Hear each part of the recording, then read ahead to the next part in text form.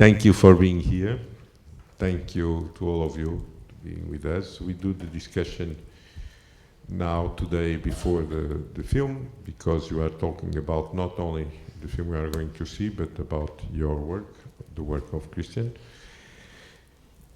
And because after we have to be somewhere. Christian, it's really a pleasure for me to show your films here, to see them again. I made in the last weeks, and because you have incredible, tragic, how we say, trajet, I don't know how to say it in English. You have, in your career, yeah. That and you are, for me, from what I know, the one that tries from the first film understand the country we are living, all the contradictions and what's going on with Germany now, and what are still the wounds that exist in this country, and how some of them are not yet solved. And I would like to ask you what, to talk about that more, okay? We can do that. You're doing with the microphone good things. I want to be relaxed like you in the future, because it's very good to sit down there, because I'm a little bit nervous always on stage. I must say, when I met my friend Harun Faraki at the end of the 80s, at the end of the 80s, we have both talked about one big subject, and the subject was work is vanishing out of our society. Yeah? People are unemployed, the work is gone to China, outside Africa, no production anymore. But our identity is based on work. When we are on a party, or a fest, or some met people, the first question is, what are you doing?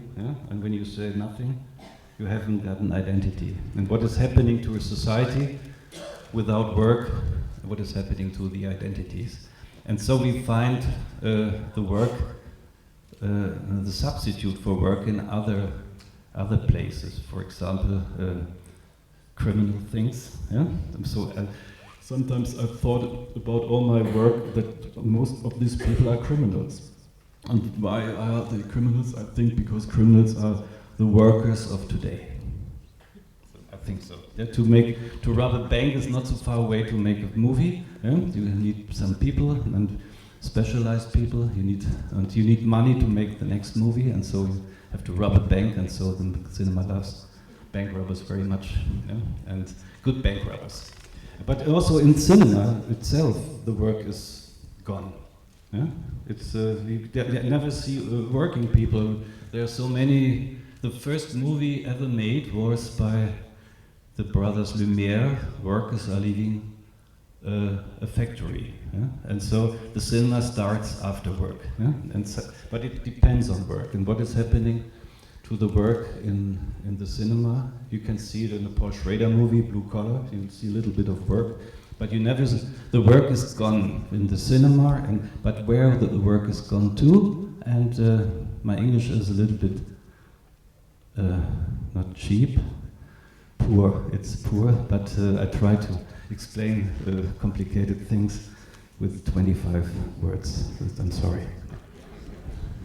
36 words, but I have a glass of red wine. It's true that in all your films, you see, exactly what your characters do, what is the problems they have, not only with their work, but as well what it reflects the problems with around social problems, around the family, about everything, and that is something that is avoided in almost the normal cinema, and but at the same time you construct the fictions in a way that you go much further than that.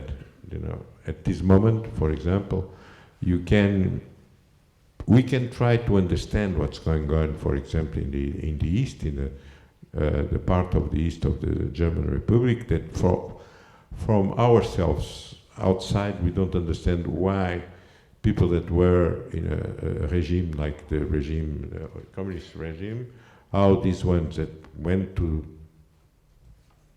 through this travel again until have their, I think, entre guillemets, liberty, and how at this moment, these regions, such movements of extreme right are so powerful, and you cannot.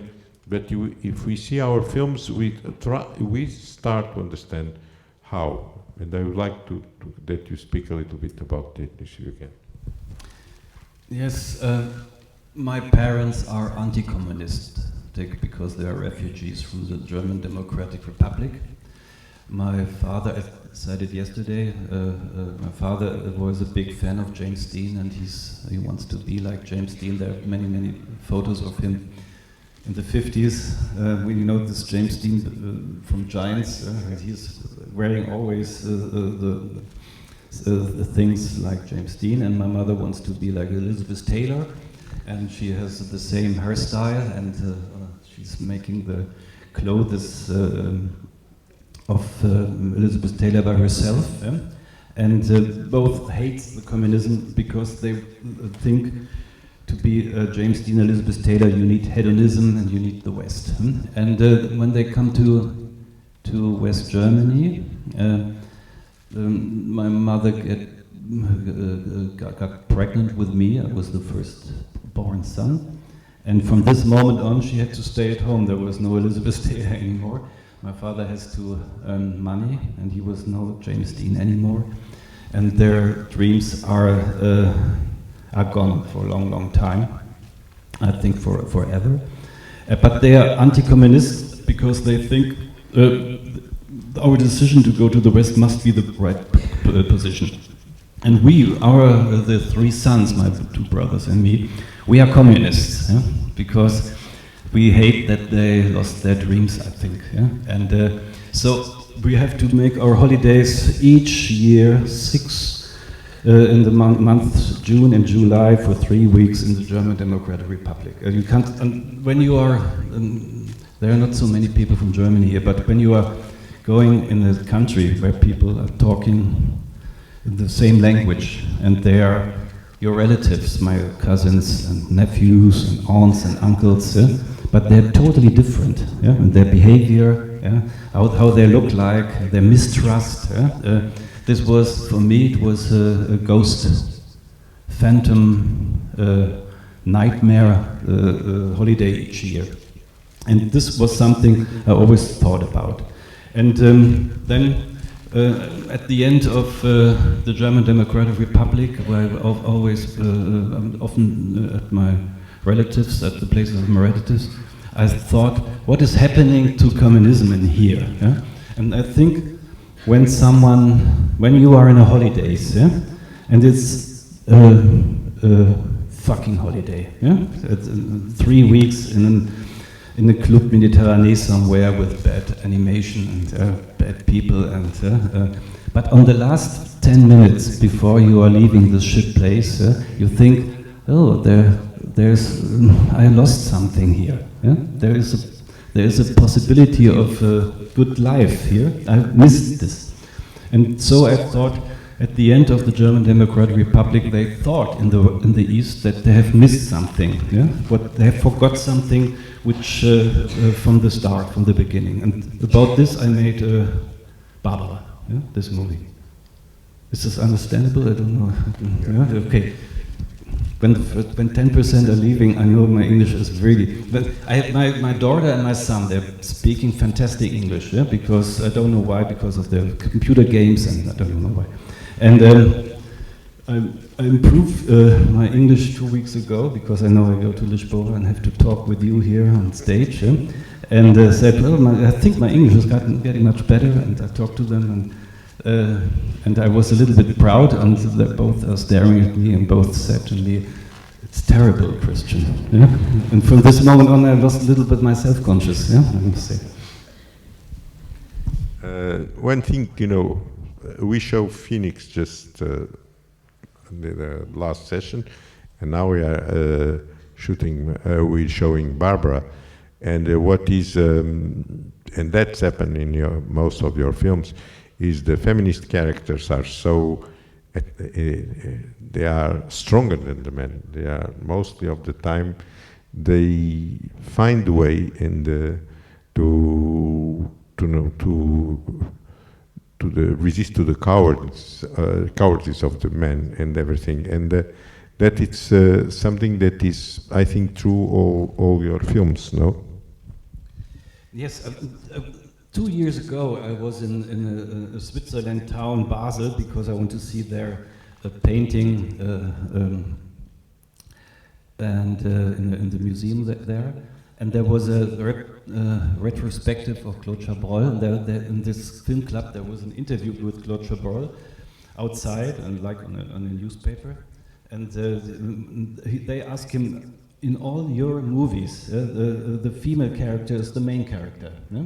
Why? Yeah? And he asked, because a woman doesn't live, she survives. Yeah? And this was, I think, the best answer.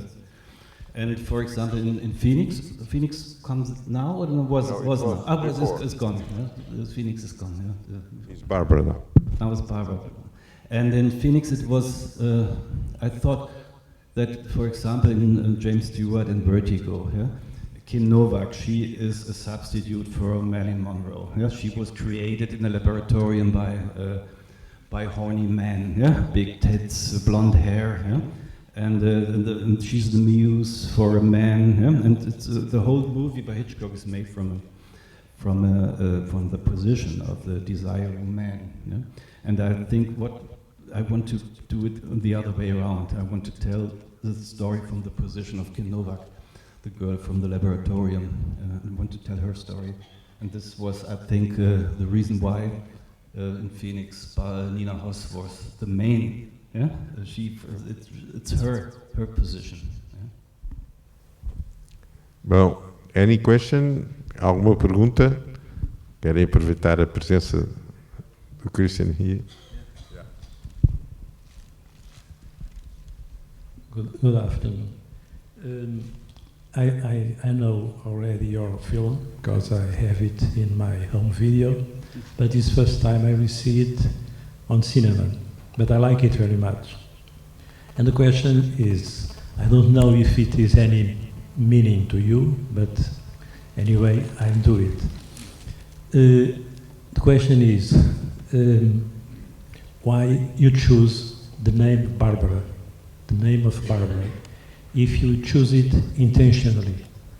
Because for me, Bárbara has two meanings, strong meanings.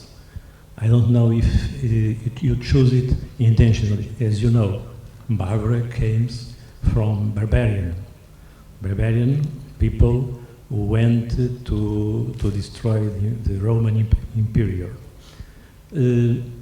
So your Bárbara is someone who intends to destroy the communist imperial. But in the other side, we have also Saint Bárbara. Saint Bárbara is a saint, holy, that lives during the Roman Empire also, in 3rd century. It's a strong saint for the Christian religion, as you know. She was beheaded by her father when she converts to Christian. So the question is, when you choose Bárbara, you choose it intentionally or not? I don't know if this has any meaning to you. And if you choose it, she is a barbaric people, or she is a saint who protects, because Saint Bárbara is a protector. Even here in Portugal, in the people in the country, when they have problems with nature, they ask for the Saint Barbara. Yeah, right. This is the question. Yeah, you're right. I think all names I used are not coincident. Based on a novel by Hermann Broch, Barbara is the name of the novel. But in this novel, which is about a communist female doctor in the 20s, and she has to go underground in this novel. The name of the novel was Barbara, and I thought about, can I use the name Barbara? And then I make an etymological research, and I found the same two definitions of Barbara: the barbarian, the destroyer, and also the health, and the supporter in the same moment. And I think all names, but also all stories, you have always to tell two stories in a movie, to have a balance. The balance is the suspense. And you have always to have two definitions and meanings of names, because you have to find the balance. A movie is exactly something other than television. Television doesn't just have one definition, and the cinema has two. And under this balance, you can tell the stories. I think now my English is getting really, really worse, but it's complicated. It's complicated to tell. But you are totally right. These two definitions are in my mind. And I think Barbara is always blonde in the Greece and also in the Roman myth. The barbarians are always from Persian, but in the myth she's blonde. So the strange woman is coming from their selves, from their own body. The strangers are, the strange feelings are in their selves and not from the outside. This was also interesting. Therefore, Dina Haas had to play with her blonde hair. Any other new? Yeah. I wanted to ask you a question about Transit. I liked very much the movie. And why did you put the action in the present times and not in the times of the novel? Yes, when you're going through a town like Berlin or Lisboa, you can see the old houses and the new houses side by side. It was something, and when you're going through the streets of Berlin, you find the stones with the names of the Jews and homosexuals and communists who were deported and killed during the fascism. You can find them on the streets, the names. You have the history and the presence in the same moment. And for me, a movie has to be a little bit like a city. But when I hate period pictures where you got this. Okay, I tried in English, but it's very hard. There was a German philosopher, Theodor Wiesengrund Adorno. He's a very famous philosopher in the 60s.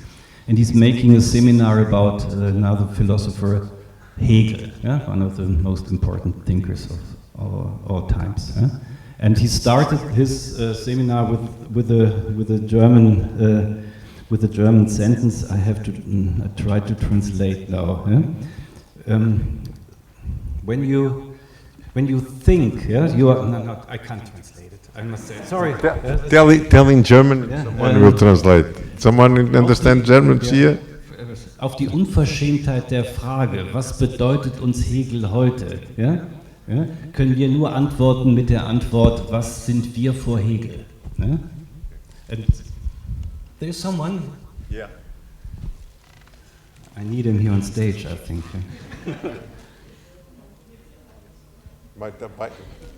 You repeat slowly. Slowly. Can you repeat but slowly? What means Unverschämtheit in? Das ist das Wort. Okay, I can say it like this. When we think we are better than the history, And when we think that we are here in our contemporary times, we are looking to the Romans, we are looking to the fascism, we are looking to things what happened, yeah? And we think we are better. Yeah? We always looking to the history like into a museum. Yeah? We are like the tourists here in Sintra who are walking for 8 euros through the parks and think crazy old people with their palaces here and so. Yeah? For me, the history is looking at us, yeah? And therefore I need both. Like both meanings of a name, I need both positions of view, positions of view, yeah. Points of view. Yeah. Is this okay? I'm very proud about this.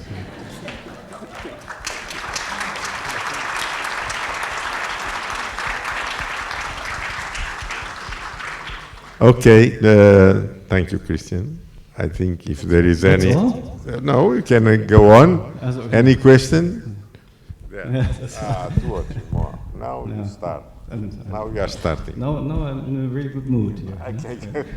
Good. Hi, Christian. My name is Giovanni. I haven't seen all your films yet, but it seems like a constant that even though they have, at the end of the films, there are dreadful consequences of behaviors, of the actions of the characters. It seems like they always finished with somebody walking away and moving on. There's always actual walking in the end, the final shot, like moving on. So I was wondering, are you an optimist on life, or is this like a German attitude towards life? Maybe I'm not sure. Phoenix is the next movie. No, Phoenix Bárbara. Yeah, Phoenix just finished, but also the red wine is really killer, I must say. But it's fantastic. The Portugal red wine is a great wine, really. Yeah? It's so Phoenix. Yeah. For example, the Phoenix, the end of the Phoenix. It was so that at the end we had shoot this movie chronological. Yeah? And at the end, the DOP, the cameraman Hans Fromm, he had 30 meters of rails. Yeah? Yeah? Rails for the camera. He was the whole team was very, very proud to make a 30-meter traveling at the end. Yeah? When Nina Hoss had sing the song, yeah? her found back her voice. Yeah? So, and he wants to leave the scene with her, with the traveler. She's leaving, and the camera is behind her, 30 meters, yeah, with the silence after the music. Yeah? So, and for him it was a fantastic day, yeah? Because you know, cameramen, they love lenses, they like traveling, they like playing with focus and so. Yeah? So, and during we rehearse, I know that this is a totally wrong behavior. Yeah? Because she is leaving us, but we can't follow. Yeah? Why because we are part of Germany. We are part of guiltiness. Yeah? We can't be in her position. Yeah? We made her. We sent her to the camps. We sent them to death, and we have an experience we cannot share with her. And she can't share her experience with us. So we have to say, we have to be here. Total depression in the camera section, yeah, after, yeah, because 30 meters of rails, yeah, for nothing, yeah, and but this is a decision, yeah, that we have to stay. Yeah? And I think because I've seen in my life thousands of movies, because I was a little bit addicted between 15 and 60, I must say. And I think that the end of a Charlie Chaplin movie, or the end of a John Ford movie, yeah, we always stay. Yeah? It's something to do that all these characters, if it's John Wayne in The Searchers, or if it's Charlie Chaplin in Modern Times of The Tramp, yeah? All these characters, they don't need us anymore. Yeah? And so they are adult, and this is a good feeling for me as in the audience, that they can that they're living in their own life, and we have our own life, and we have shared life together, but we are not part of them anymore. Yeah? So like children who are leaving the family, it makes me sentimental and melancholic, but I can't go with my daughter into the club Bergheim and dance. Yeah? It's not possible. Yeah? She had left our house. Yeah? And so this is something that cinema is an art for adult persons. Thank you. Great. Thanks. Yes, I I wanted. saw you yesterday. Yeah. You're from Russia, yeah? Yes, You I am. are there. I heard you. I wanted to ask a question about guilt and about Phoenix, because when we had discussion with your colleagues, with Benjamin Heisenberg and Revolver critics and filmmakers about German cinema, one of them mentioned that Phoenix was not successful in Germany and quoted you saying that one of the reasons was that there are no people with Nazi uniform in the film. Explain, is it true, your words? And so, what does it mean that there is no embodiment of guilt in the movie, which makes it so difficult for the German audience? And I was really surprised because, you know, after all the Fassbinder films, Schneider films, I thought that like the attitude changed very much. So yeah, maybe can you elaborate on this, please? Yes, it was not such a big success I had hoped in Germany, but it's something. It's so also Fassbinder was not a big success in Germany. They love him when he was dead. Then he was a great guy. But no, they don't love his movies, and they don't love movies. I don't know the word, perhaps the same word in Portuguese. Colportage. Colportage. These are colportage, cheap stories from newspapers. Colportage. I must say, this is it's an insane story. Yeah? A woman from the camps comes back, wants her face back, yeah? Wants her life back, and her own husband doesn't recognize her. It's colportage. Yeah? But for me, cinema is colportage. For me, cinema has something to do with pulp, with cheap stories. Yeah, and the Germans, since the World War, and since they killed all the Jews, yeah, they don't have any colportage. Billy Wilders and Robert Seod Max, and they're all gone. Yeah? And so this kind of period pictures they don't like. Yeah? So it was a big success in France, in the USA, in Canada, but not in Germany, because in Germany we need, after the World War, because we are very unsure about ourselves, we need a point of view. This is good, this is bad, this is a mean guy, and this is a good guy, and so the cinema must be a little bit pedagogical. Yeah? And this, so they don't like Phoenix so much, because Phoenix has something to do with Maria Braun, for example, yeah? Or from Fassbinder, but they don't like it. Yeah? But it was not a problem for me. I have written down all the names of the negative critics and kill them one by one.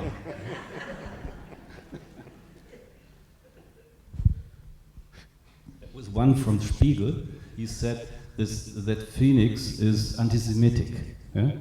And because that the Jewish woman is living in a big flat, and the German is living in the basement. And this is in Spiegel, and I read this on my way to Toronto to the film festival, and I sit there in the plane. This guy, this name I had read down, and I met him 3 years ago, and I want to give him some hits in his face, but he escaped, and I haven't found him until today. Yeah?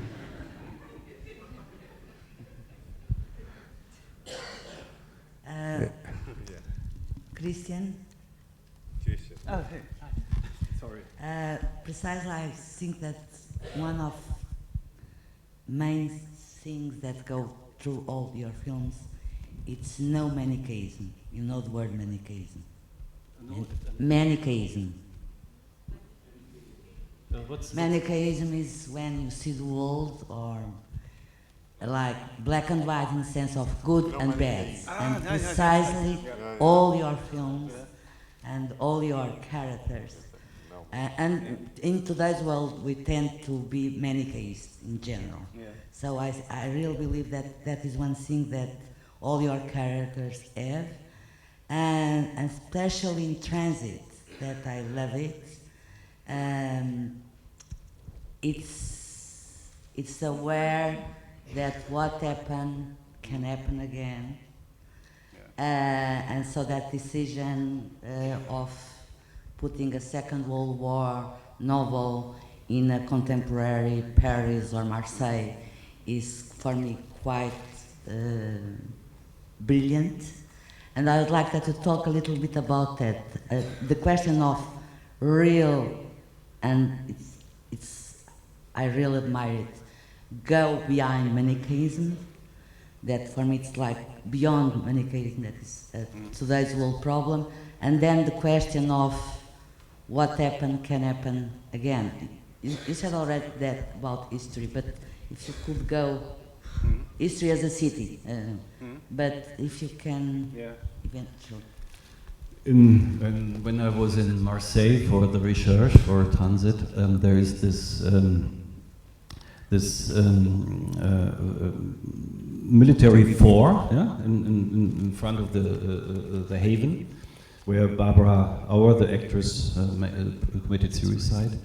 And in further times, in the Middle Ages, it was a really military fort to fight against to fight against ships who are coming over the Middle Sea. What's the name? The Middle Sea? Yeah, Middle Sea? yeah. I don't know. Mediterranean. Sorry. Yeah. And then there was an expo, I think, in Marseille, like in Lisboa. After the expo, Marseille totally changed, like Lisboa too. Saw in the last days, and then now they make it transparent with glasses. So they opened it at the beginning of our century. They opened it to the Mediterranean, to say we are not military anymore. But then the refugees coming, and so now they need a military fort again. And so you can see that the histories and the desire to be you must, for me it's so, when you are in Lisboa, when you're in Marseille, when you're in Istanbul, when you're in Odessa, these all are cities which have a haven, a harbor. Harbor is a really word. A harbor is a place where people mixed. They mixed. They have stories from far away, from very close. They have many languages, and these are complicated places. There's a fantastic book, I think, The Fish Story, by Alan Secula, Fish Story, and he makes photos about harbors nowadays, today, because it changed totally because of the containers. And you can see the harbors are not the mixed zones, the zones where the harbor workers fight against capitalism, which has often happened in Hamburg, and the revolution always starts in harbors, like in Potemkin and so on. But the harbors now are destroyed. And this was the thing I want to talk about in the movie, but not in the dialogues, in the feeling, in the mood, and that something the people in the moment when they want to get away, they go to a harbor to catch a ship or to find other people, find money, friends. But the harbors on the same moment are like prisons, and you can find it also in the architecture of this musée, this fort in Marseille, and you can find it everywhere in all harbors of the world, because the capitalism, they don't like places like harbors where something can happen. Is this an answer? Okay? Yeah. Oh, now I start to get back in my intern time. Last question? No. Yeah. Just a brief question. What are your thoughts on Cyberberg? Because your colleague Cyberberg, he also reflects upon German history, perhaps in a more controversial way than you do. You are much more subtle. So what are your thoughts on the cinema of Silberberg? Yes, and its relation with German history. I must tell a little story about Silberberg because he's not my favorite filmmaker. I know that Susan Sontag and Coppola, they love this because they love also Nazi uniforms in movies, I think. And I don't like Nazi uniforms.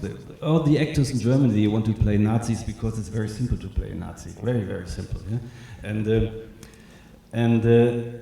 It was, I think, in a documenta, you know, that Silberberg makes art, not movies anymore. He makes installations. Yeah, and he makes his every day in a kind of site or something like that. Like this. And he's doing a kind of artistic thing. And he's building caves. Yeah? You know, the fascists in Germany, they think that they have to be in caves and to wait when someone can call them and they come back. Hitler is in a cave, yeah? And Friedrich Barbarossa is in a cave and he's waiting with 1,000 soldiers. And when Germany needs him, he will come, yeah? And so like this. Yeah? And he's building caves. It's not I like it to work with German myths. But this cave I saw in the documenta was not a cave which criticized Friedrich Barbarossa. It was a cave which is infected by the Nazi caves, I think so. And on the last day of the documenta, you don't have to pay any money, yeah? There's no billets, you don't need a billet, you can go free there, and there are guides, yeah? Young students of art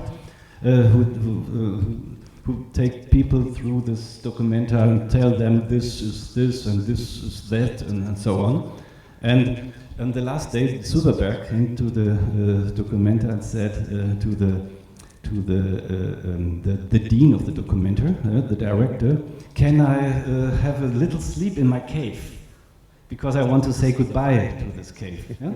Yeah? So he went into the cave. It's a cave filled up with German myth things, yeah, with stones and sounds and so on. He's lying there and fall asleep, and then a guide with a Japanese group in English, yeah, came into the hall on the right side the cave, on the other side something I don't know from another artist, and the guide said.